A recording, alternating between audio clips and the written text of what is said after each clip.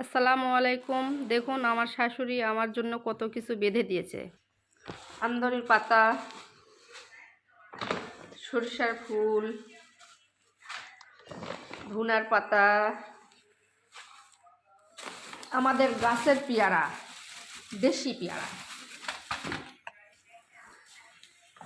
বোতার শাক, এগুলো কাঁচামরিচ গাছের, বাড়ির উঠানে লাগানো,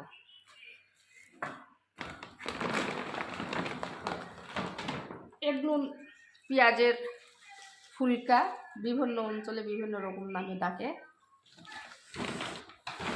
এটা এই তো আমাদের পোলার চাল বাড়ির বানানো।